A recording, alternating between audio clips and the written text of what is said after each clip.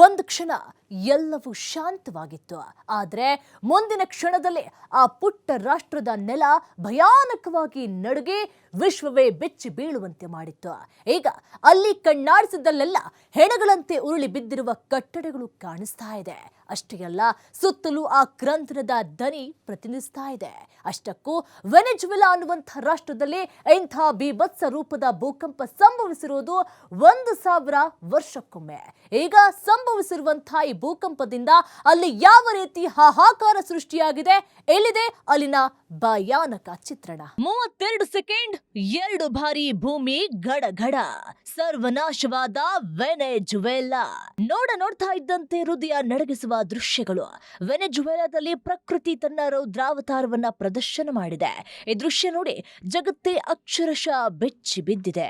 ಭೂಮಿ ನಡಗಿದ ಕೆಲವೇ ಕ್ಷಣ ಅಷ್ಟೇ ಆಕಾಶ ಮುಟ್ಟಿದ ಕಟ್ಟಡಗಳು ಧೂಳಿನ ರಾಶಿಯಾಗಿ ನೆಲಸಮ ಬಿದ್ದು ಹೋಗ್ಬಿಟ್ಟಿದ್ವು. ಜನರಿಂದ ತುಂಬಿ ತುಳುಕ್ತಾ ಇದ್ದ ಬೀದಿಗಳು ಈಗ ಅವಶೇಷಗಳ ರಾಶಿಯಾಗಿ ಸಮಾಧಿ ಕಾಂಕ್ರೀಟ್ ರೂಪದಲ್ಲಿ ಕಾಣಿಸ್ತಾ ಇದೆ. ಈಗ ಕಣ್ಣಾಡಿಸಿದ್ದಲ್ಲಿ ಒಡೆದ ಕಲ್ಲು, ಕಬ್ಬಿಣ ಮತ್ತು ಕಾಂಕ್ರೀಟ್ ಮಾತ್ರ ಕಾಣಿಸ್ತಿರೋದು. ಕುಸಿದ ಕಟ್ಟಡಗಳ ಅಡಿ ಸಿಲುಕಿರುವವರ ನೆರವಿಗಾಗಿ ಕೇಳ್ಬರ್ತಾ ಇರುವ ಕೂಗುಗಳು ಹೃದಯವನ್ನ ಹಿಂಡ್ತಾ ಇದೆ. ಅವರ ರಕ್ಷಣೆಗೆ ಸ್ವಯಂ ಸೇವಕರು ಹಗಲು ಇರುಳು ಅನ್ನದೇ ರಕ್ಷಣೆ ಕಾರ್ಯದಲ್ಲಿ ತೊಡಗಿದ್ದಾರೆ. ಇನ್ನು ಅವಶೇಷಗಳ ಅಡಿಯಲ್ಲಿ ತಮ್ಮವರಿಗಾಗಿ ಹುಡುಕಾಟ ಮಾಡ್ತಾ ಇರುವ ಕುಟುಂಬಗಳ ದೃಶ್ಯ ಕಣ್ಣೀರು ತರಿಸ್ತಾ ಇದೆ. ಆತಂಕ ಮತ್ತು ನಿರಾಶೆ ಅವರ ಮುಖಗಳಲ್ಲಿ ಸ್ಪಷ್ಟವಾಗಿ ಕಾಣಿಸ್ತಾ ಇದೆ. ಬೆರುಕು ಬಿಟ್ಟ ರಸ್ತೆಗಳು ಮತ್ತು ಕುಸಿದ ಗೋಡೆಗಳು ಪ್ರಕೃತಿಯ ಅಬ್ಬರಕ್ಕೆ ಸಾಕ್ಷಿಯಾಗಿದೆ. ಇಡೀ ಪ್ರದೇಶ ಯುದ್ಧ ಭೂಮಿಯಂತೆ ಕಾಣ್ತಾ ಇದೆ. ಅದೇ ಭೂಮಿಯ ಮೂಲೆ ಮೂಲೆಯಿಂದ ಆ ಕ್ರಂದನದ ಧ್ವನಿ ಧ್ವನಿಸ್ತಾ ಇದೆ. ಧೂಳು, ಕಣ್ಣೀರು ಮತ್ತು ನೋವಿನ ನಡುವೆ ವೆನೆಜುವೆಲಾ ಬದುಕುಳಿಯುವಂತ ಹೋರಾಟ ನಡೆಸ್ತಾ ಇದೆ. ಈ ದುರಂತದ ಗಾಯಗಳು ಜನರ ಮನಸ್ಸಿನಲ್ಲಿ ದೀರ್ಘಕಾಲ ಉಳಿಯಲಿದೆ. ದಕ್ಷಿಣ ಅಮೆರಿಕದ ರಾಷ್ಟ್ರ ವೆನೆಜುವೆಲಾವನ್ನ ಭೀಕರ ಭೂಕಂಪ ತಲ್ಲಣಗೊಳಿಸಿದೆ. ವರದಿಗಳ ಪ್ರಕಾರ ಕೆಲವೇ ಕ್ಷಣಗಳ ಅಂತರದಲ್ಲಿ 7.2 ಮತ್ತು 7.5 ತೀವ್ರತೆಯ 2 ಪ್ರಬಲ ಭೂಕಂಪಗಳು ಸಂಭವಿಸಿದ್ದು, ರಾಜಧಾನಿ ಕರಾಕಸ್ ಸೇರಿದಂತೆ ಹಲವು ಪ್ರದೇಶಗಳಲ್ಲಿ ಭಾರಿ ಹಾನಿ ಉಂಟಾಗಿದೆ. ಅನೇಕ ಕಟ್ಟಡಗಳು ಕುಸಿದು ಬಿದ್ದಿದ್ದು ನೂರಾರು ಜನರು ಗಾಯಗೊಂಡಿದ್ದಾರೆ. ಸಾವಿನ ಸಂಖ್ಯೆ ಈಗಾಗಲೇ ಲಕ್ಷ ಅಂತ ಹೇಳಲಾಗ್ತಾ ಇದ್ರೂ ಅದು ಕ್ಷಣ ಕ್ಷಣಕ್ಕೂ ಏರಿಕೆಯಾಗ್ತಾನೆ ಹೋಗ್ತಿದೆ.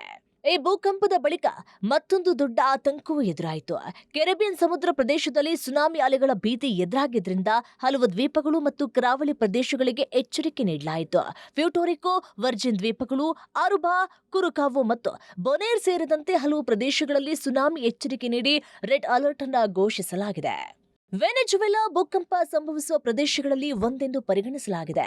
ಆದ್ರೆ ಇಲ್ಲಿ ಭೂಕಂಪ ಸಂಭವಿಸಿರುವುದು ತೀರಾ ಕಡಿಮೆ. ಆದ್ರೆ ಈಗ ಸಂಭವಿಸಿದ ಭೂಕಂಪನದಿಂದಾಗಿ ಕೆರಿಬಿಯನ್ ಮತ್ತು ದಕ್ಷಿಣ ಅಮೆರಿಕದ ನಡುವೆ ಆದ ಚಲನೆಯೇ ಭೂಕಂಪಕ್ಕೆ ಕಾರಣವಾಗಿದೆ. ನೂರಾರು ವರ್ಷಗಳಿಂದ ಸಂಗ್ರಹವಾಗುವ ಒತ್ತಡ ಏಕಾಏಕಿ ಬಿಡುಗಡೆಯಾದಾಗ ಭೂಮಿ ನಡುಗುತ್ತೆ. ಈಗ ಇಲ್ಲಿ ಆಗಿದ್ದು ಕೂಡ ಇದೆ ಅಂತ ಭೂಕಂಪ ವಿಶೇಷಜ್ಞರು ತಿಳಿಸಿದ್ದಾರೆ. ಸದ್ಯಕ್ಕೆ ವೆನೆಜುವೆಲಾ ಈ ಭೀಭತ್ಸ ರೂಪದ ಭೂಕಂಪಕ್ಕೆ ತತ್ತರಿಸಿ ಹೋಗಿದೆ. ಪ್ರಕೃತಿ ಕೊಟ್ಟಿರುವ ಈ ಆಘಾತದಿಂದ ಹೊರಬಂದು ಇನ್ನೂ ಅದೆಷ್ಟು ವರ್ಷಗಳು ಬೇಕೋ ಏನೋ. ಈಗ ಅಮೆರಿಕ ಅಧ್ಯಕ್ಷ ಟ್ರಂಪ್ ಸೇರಿದಂತೆ ಅನೇಕ ರಾಷ್ಟ್ರಗಳು ಸಹಾಯವನ್ನ ಘೋಷಿಸಿದೆ. ಆದ್ರೂ ಈ ಪುಟ್ಟ ರಾಷ್ಟ್ರ ಈ ಆಘಾತದಿಂದ ಹೊರಬರಲು ಹಲವು ವರ್ಷಗಳು ಬೇಕೋ ಏನೋ.